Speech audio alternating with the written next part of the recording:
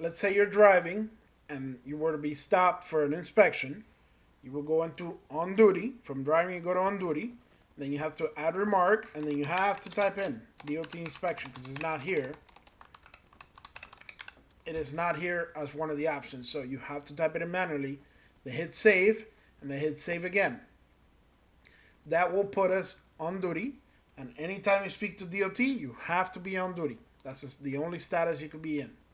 So, then we're gonna come up to where it says roadside inspection, roadside right here, right under the 70-hour clock. It's gonna ask you for a PIN. Do not create a PIN. Always hit continue without lock.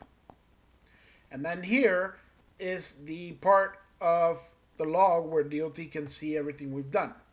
Now, in the paperwork of the truck, in the physical paperwork, there will be a sheet that looks this way. It's called the DOT instruction sheet, and that shows DOT how to use the log. You need to provide that to them, as well as you need to have minimum 10 pages in blank paper logs. Very, very important. You also need to show, insurance, registration, and all that, but this is part of it. Usually DOT will hand you back this sheet along with the paperwork, and then they will go through your log. Here, as you can see, everything we've done, we have remarks in, and you want all the remarks possible, as many remarks as possible, because this will keep you from getting in trouble, because everything is labeled. We did a pre-trip, then we did an off-duty break, then we ended on duty to put fuel, then we slept, then we went on duty. Right now, we're on duty currently to do a DOT inspection.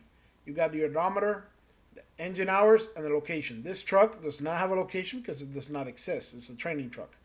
But when you're live, when you're using a truck, it will tell you down to the last second and the last mile, exactly everything that happened with the truck. Also down here is a good place to come see your recap. You can see, going back to the 7th, how many hours you've worked and driven together every single day. That way you can have a good idea of what hours, if any, you're going to be getting back as a recap next week. Once they go over your log, they could go back and forth. Then they're going to ask you to transfer your log, and it's very simple. It's up here on the right. You're going to transfer, wireless web service, and hit transfer. This will be the easiest way to do it. Or they can also tell you transfer and give you an email address. If they give you an email address, you're going to go to email to myself. Very important. Email to myself. Here we're going to enter an email address provided by DOT. And if they give you a badge number or a reference number, you can put it here also. Then you're going to hit transfer. As long as you did it correctly, you'll see success up top. And that'll end that part of the DOT stop. Usually they'll hand you your tablet back. Once they do, you can go ahead and come back to your clocks.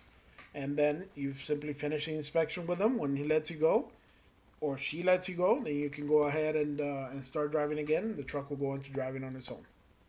And that's pretty much it.